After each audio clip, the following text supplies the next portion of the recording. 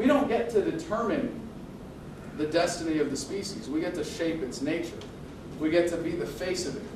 We get to enjoy it. We get to be a part of this wonderful evolutionary process.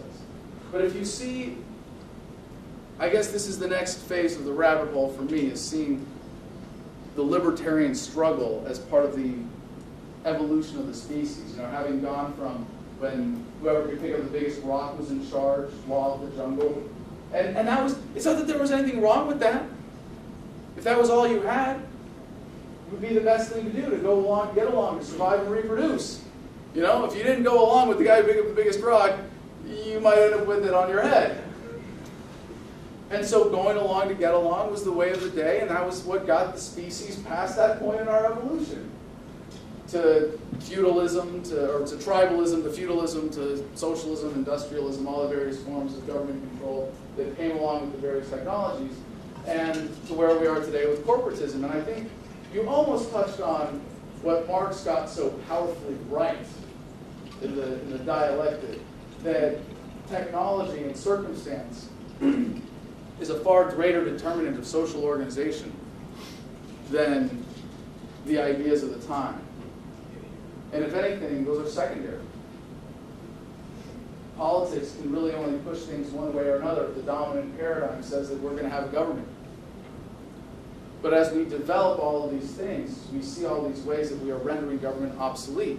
We are going to see it gradually recede. And I'm very excited to think that right now we might be at the high watermark of government, historically speaking, that this might be the point. We get to watch the tides recede. In some ways, I think we've already passed it. I don't think we're ever going to see another single act of violence as destructive as World War II in terms of human lives. Now, democide and everything else, and there are other numbers, but now we have the statistics to show that as individual human beings on planet Earth right now, we are less likely to be subject to violence at the hands of another human being than ever before in human history. Can we get a round of applause for that? Go team people. I mean, if you understand liberty based on the non-aggression principle, based on that philosophical understanding of self-ownership, then you have to see it through that positive lens and see where we are going. And then I go back even further to the primordial soup. And you think, how is it that some proteins were able to come together and synergize into pre-cells, and then you had cells, and then you had multicellular organisms, and then you had, well, everything else that comes after that. And even if you don't believe in the biological evolution, you can still understand how this applies to social organization. But it seems to me that it's a law of nature that energy is synergistic, and that we have this exponential course that we're on. And we can see it now in the brain explosion that we've experienced as a species. And we can see it in all the various curves that we can actually plot now. Moore's law, right? Technology, computing capacity doubling every set period of time to the point where we're going to have computers that are smarter than the human mind, which is almost a silly, arbitrary benchmark, is it not? But you see where we're going with this, is it gets exponential. Right now, I could probably look it up on the internet and tell you where the fastest computer on the planet is, right? What happens when you're just telling that computer, by the way, design the next one, then design the next one, then design the next one? And that curve goes, these are exponential curves. Hypothetically, they never go vertical. But what happens when, for you as a human being, your brain is just so capable of processing information, and the rate at which computing power capacity is accelerating is just magnitudes, billions of your brains, always inferior to persuasion. We see it today in the way that information is being shared on the internet, but we see it in all of these ways that adverse organizations are coming together, that businesses are able to communicate and not support government, but they're able to do what they do and move humanity forward and be innovators and entrepreneurs and advancing how we do things and just make government ridiculously laughable. And we're coming to this point. So human productivity is one. The other one, this is what a really big review. Life expectancy happens to be a byproduct of psychological capacity increasing. And we are getting to the point that one researcher, Aubrey de Grey, has described as longevity escape velocity. Because life expectancy goes up more every year, right? What happens when it's going up more than 1 year per year? Nobody dies of old age anymore. Now, where do we go with all of this? I have a feeling that if it's not the human race that ends up printing, 3D printing spaceships from our backyards and populating the cosmos and mining asteroids and then eventually keeping this entropy thing going until we turn the universe black into a black hole, it's going to be that or something like the Grey Goose scenario where we have nanomachines that take over everything and turn the entire universe into gray goo. But you see, if we are able to step back. Was that a little too far?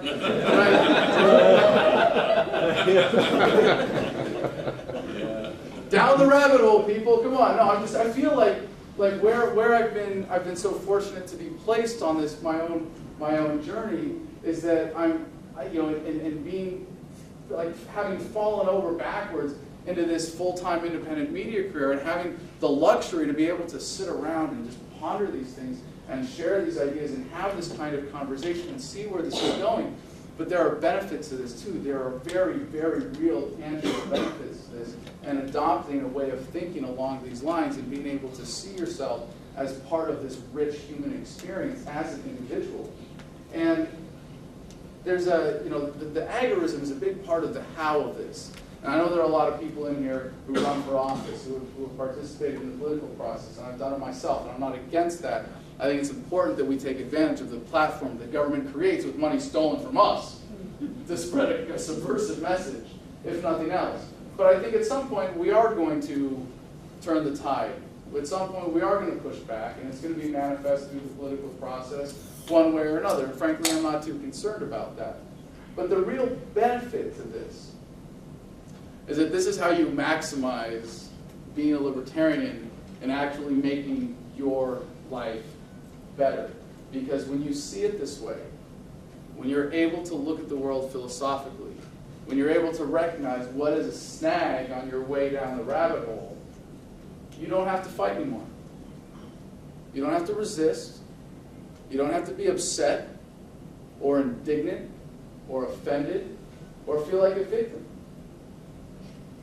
Because instead, you get to incorporate this in how you relate to your fellow human beings and how you relate to the rest of the world, and ultimately how you relate to yourself and how you see yourself as a truly free, beautiful, independent human being. And instead of fighting, you get to live free now. Thank you very much.